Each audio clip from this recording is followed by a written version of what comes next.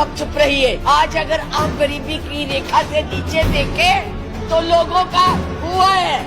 अरे आज यहाँ बैठे हुए हो, हवाई जहाजों में चलते हो और उनमें चलते हो, किसने दिए, किसने बनाए? आज स्कूल कॉलेज यूनिवर्सिटी किसने बनाए? IIT किसने बनाई? MMT किसने बनाई? जिसमें आज आप दिखाई दे रहे हो। क्या किया है 6 साल में? केवल भारत को तोड़ने की कोशिश की है, भारत को काटने की कोशिश की है और कुछ नहीं किया है। आज आप लोग इस देश को, आज पूरी महिलाएं जो है इस चिंता में है कि हमारा भविष्य ठीक है, हम सुरक्षित है, वहाँ उनको कुछ दिया नहीं जा रहा। तो मैं पूछना चाहती हूँ कि आप इतिहास के मोहम्मद गौरी को किसने बुलाया?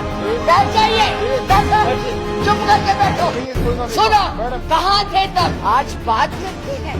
कोई भी आपके प्रधानमंत्री के खिलाफ, आपके गृह मंत्री के खिलाफ, उनकी नीतियों के खिलाफ बोले, वो देशद्रोही हो गया है। श्रीमती विप्लव ठाकुर जी। माननीय उपाध्यक्ष जी, धन्यवाद।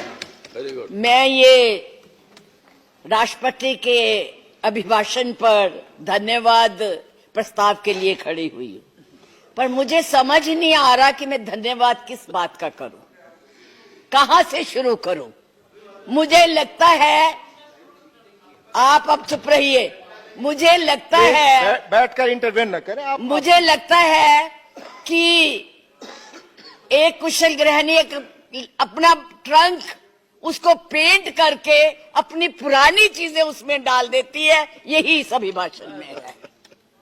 कुछ नया नहीं है, वही उज्ज्वला है, वही दीनदयाल है और वही पे जो है मिशन की बातें हो रही हैं।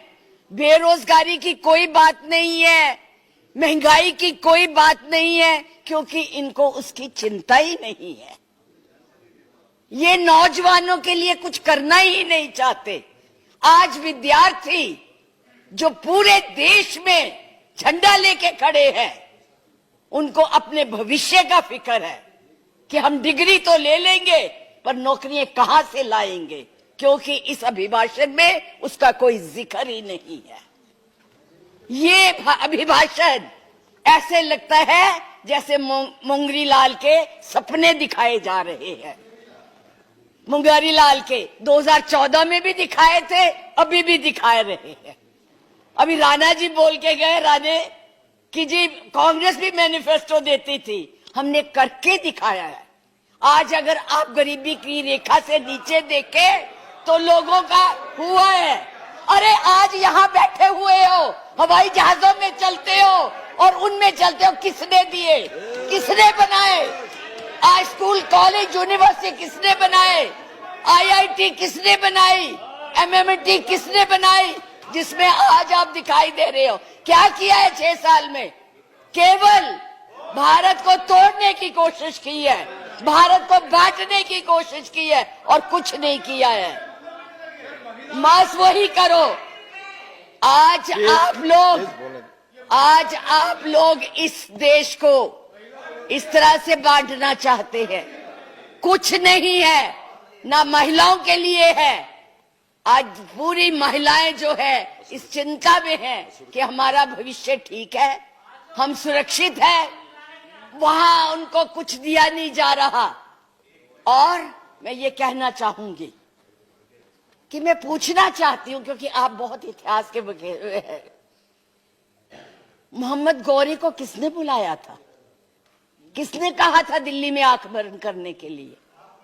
कौन जयचंद था? कौन जयचंद था? महाराणा प्रताप जब हल्दी की घाटी में लड़ रहे थे, किस राजा ने उसकी मदद की अकबर के खिलाफ में? बैठ जाइए, बैठो, चुप करके बैठो। सुनो मैडम प्लीज, आप चेयर को एड्रेस करें मैडम प्लीज।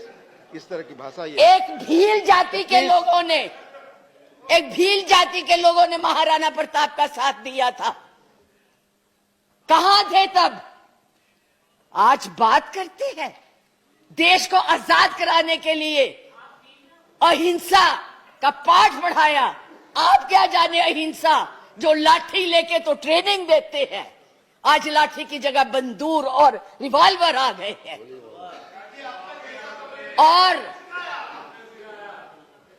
हमने सिखाया आपको हिंसा, आपने सिखाया है जनता को हिंसा, आप नफरत। मुद्दे पर बोले, इधर बोले, और मैडम, चेयर को एड्रेस करें प्लीज।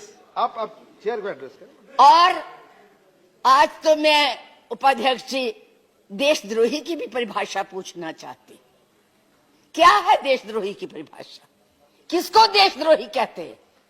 मुझे याद है जब कम्युनिस्ट पार्टी ने भारत की आजादी को नहीं माना था, 4 साल के लिए बैन कर दी थी, लेकिन उनको देशद्रोही नहीं कहा था नेहरू ने। सरकार ने देशद्रोही नहीं कहा था।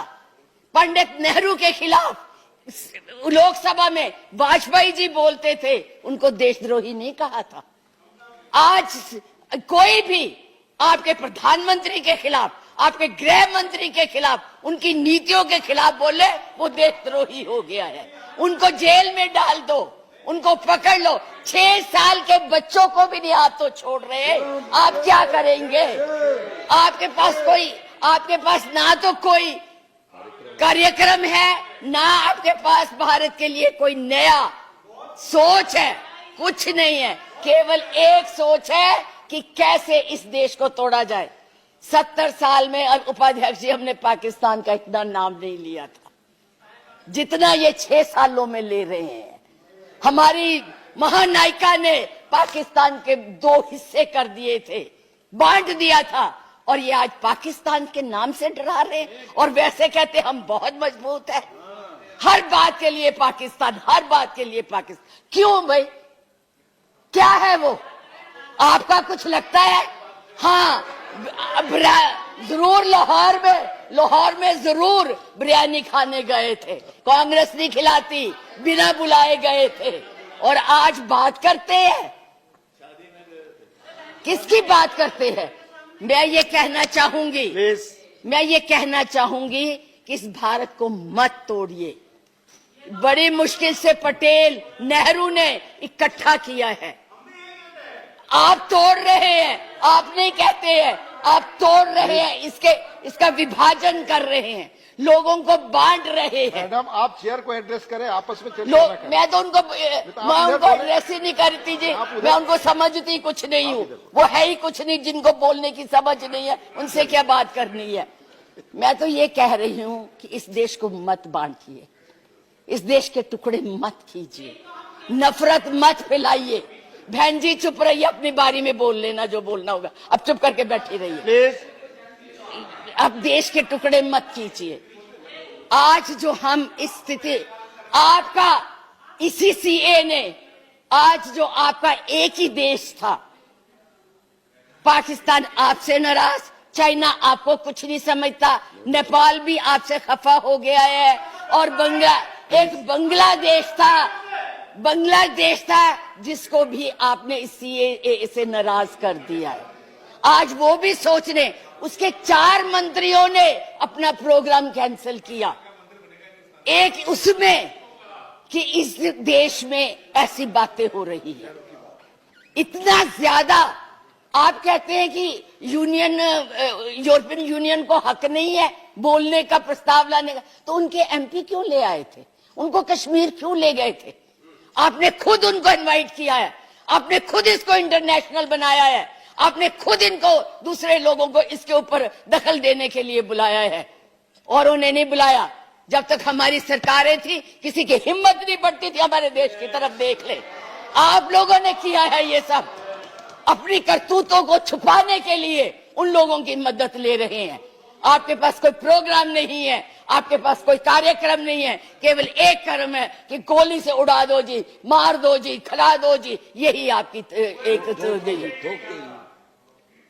यही आप करने जा रहे हैं। इसलिए मैं आप लोगों से कहती हूं कि इस देश को मत बांटिए, इस देश की एकता को बनाए रखिए। इस देश में जो भी यहाँ है, आज वो सदियों से रह रहे हैं, अभी नहीं आए हैं। अब पाकिस्तान और बांग्लादेश, अरे भाई वो तो है ही इस्लामिक कंट्रीज, उनके बारे में क्या बोलना है?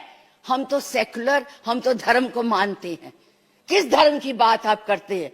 किस राम की बात करते हैं जिसने अपनी मर्यादा को रखने के लिए जनता की बातें सुनी थी? उस जनता की बात सुन के उसने सीता को वनवास भेज दिया, और आप लोग बात तक नहीं करना चाहते। किस राम राज्य की बात करते? किसको पूजते हैं आप? मंदिर बनाइए, जरूर बनाइए, लेकिन उनके आदर्शों को भी मानिए, उनकी बताई हुई बातों को भी मानिए। सिर्फ केवल कहने से बात Madam, नहीं please बनती है, conclude now. ऊंचे ऊंचे भाषण देने से नहीं बात बनती। इसलिए मैं यही कहूंगी कि इस देश को मत बांटिए, एक रहने दीजिए, ये नफरत मत फैलाइए।